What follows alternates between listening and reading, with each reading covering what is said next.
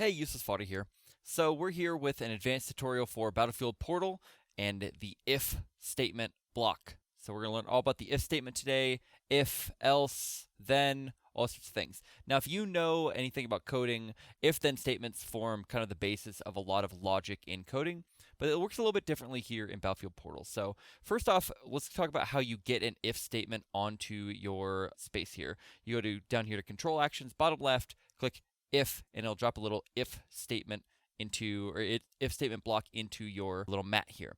So the if block, basically you could think of it sort of like on the rule block, the conditions and actions section, but specifically it fits into the actions. So this is another way that you can set conditions within your actual action. And we'll talk about how to do that here in a moment. But first off, let's talk about the if statement itself and kind of how it works. So the if statement is going to run some sort of comparison that if it comes out as true, it will then produce the actions that are held within the if statement. So let's go ahead and set up an if statement. So we'll go over here to gameplay and say get mode score. And that's just going to be a number, right? And we're going to get our event payload here, event player, put that. So we'll get the game mode score here for the player. Then we're going to go to logic, fit that right in there, because now this is something that is going to be a statement that will actually be able to give you a true or false, right? So you fit it right in there. Get mode score for that player. And we'll use a literal to say 5. So if the event player has a score of 5, that's going to do whatever actions are here in the game. So then in this block, we do something like gameplay, end game mode, copy and paste our event player as the winner. So if when this rule runs, the event player has 5 points, then it'll end the game mode with the event player being the winner. Seems pretty basic, right? And like I said, you can fit this into a thing here. So, for instance, why would you not just put this in the conditions? Well, you might consider that there might be a time when you want to run this rule on only a certain player. So your condition would need to be just for that player. You check that player, or check if that player is just on a team, or if something else is going on. Or let's say you want to go an ongoing. So every time you run it, you would have to then change out this event player, but you would basically check all the players to make sure that their game mode scored, nobody has 1/5, or something like that. There's a lot of reasons why you might want to run a condition that will only allow your rule to work, but maybe you want other actions to happen. So every time a player gets a kill, you do several actions, and then at the bottom it'll check, hey, by the way, does this player have 5 points? If so, then we'll end the game, or we'll give them more ammo, or we'll do whatever. So that's the basics of an if-then statement. If this is true, which event player has a score that's equal to 5, it will return true, then do this. Otherwise, it will do nothing. If we wanted to do something else, like if-else, we have to click this little button, and this is unique to the if statement. This little button right here will pop up a somewhat confusing little icon here. Basically what this is saying is there's an if block currently here, and I can build additional blocks underneath it with an else if or an else. We're just going to do an else first. So when I drop that, you see we get another little slot here. You got to click to make it go away. Get another little slot here. And what that says is, if this is true, then do these actions here. Else, do these actions. So if it's true, we're going to do this. Otherwise, it's going to do these actions. It will only ever run one branch of this else statement here. You'll never be able to run both because it is, if this is true, you run this. If this is false, you run this. Now, let's talk about this other one that we saw in here. Else if, and you can drag these anywhere you want within this. I guess you can put it on top. I don't think that really works. I think I broke it actually right here. Did I break it? Hang on, let's try that again.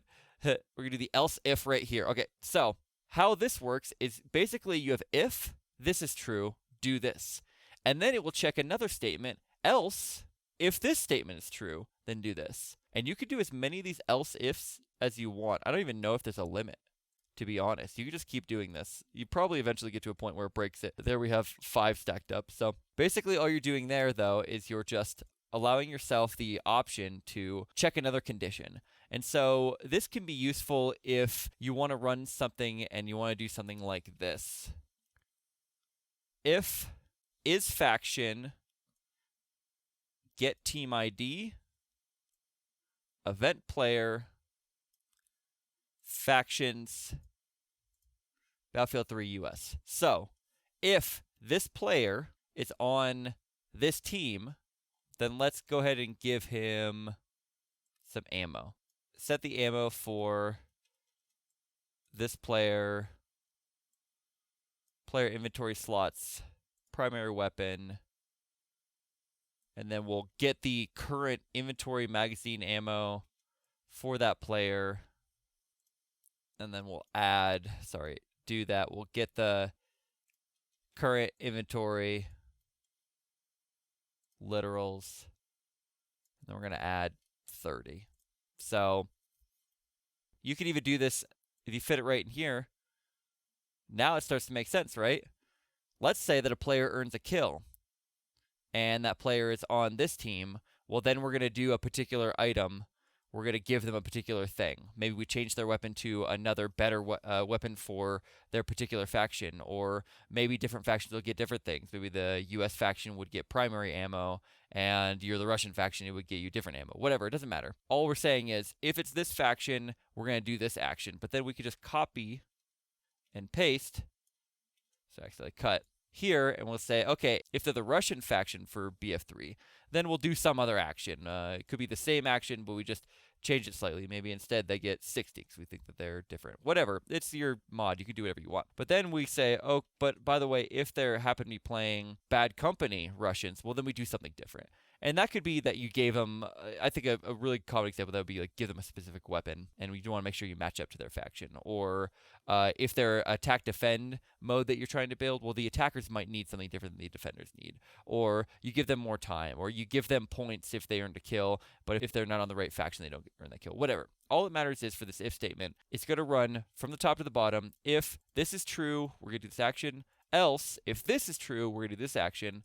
Else, if this is true, we'll do this action. And then at the very end of it all, if you want to add an else, that means that if none of those are true, if every single other one becomes false, I don't know why that unclicked there.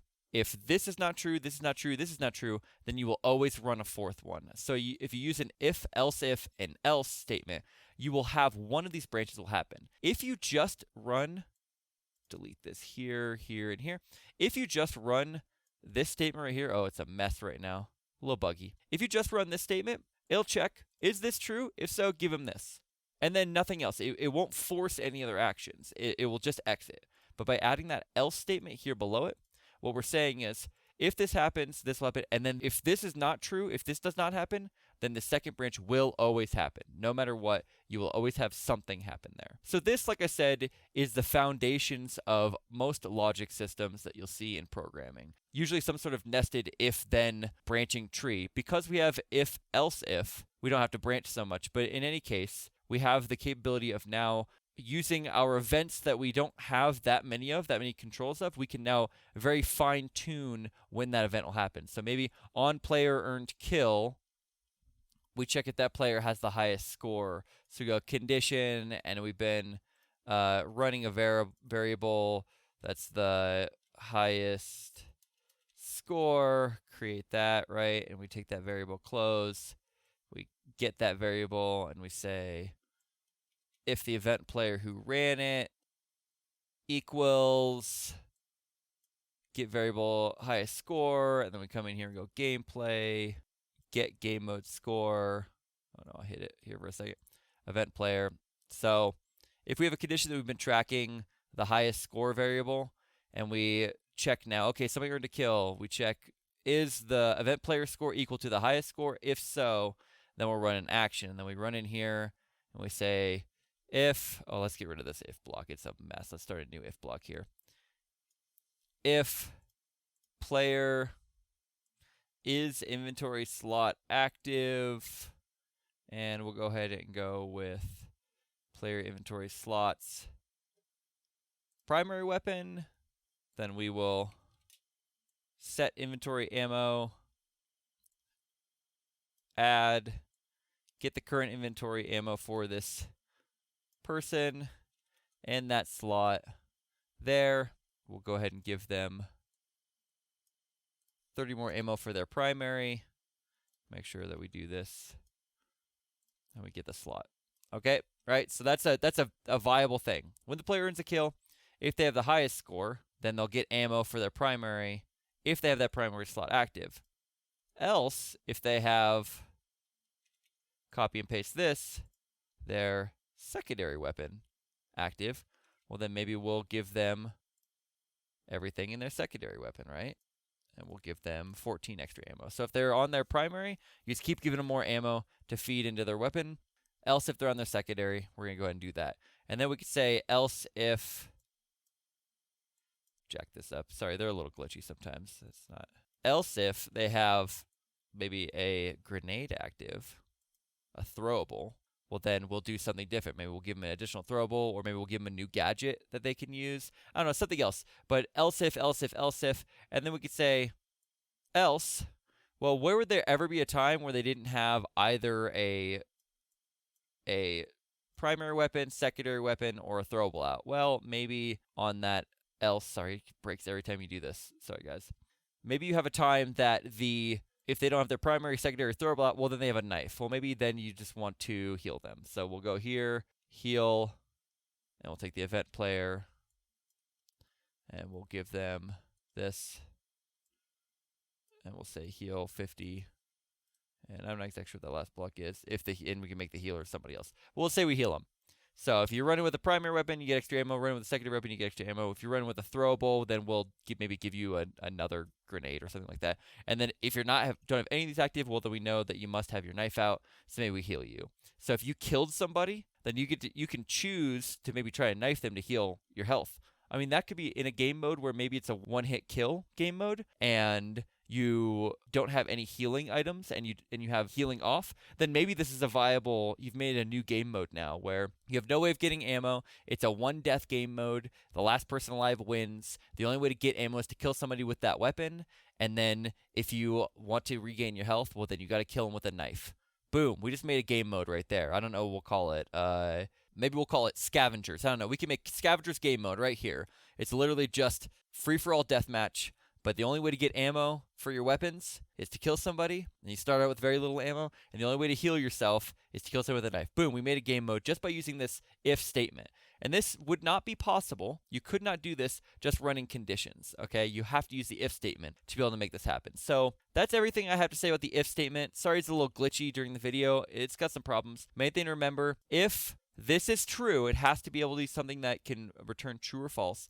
If this is true, it will do the first thing. You can add additional blocks to create else ifs and else using this little green gear icon here. When you do that, you have to make sure if you use an else if, this also has to be something that can be true, and then it will create whatever action you have right here will happen. And then if you have just else, that will be the sort of the strap hanger. If there is nothing else that evaluates as true within the whole statement, this will be the thing that happens. Therefore, one branch will always happen. If you don't have the else statement on there, then it's very possible that none of these will actually run. It will just be these three. If this is true, do this.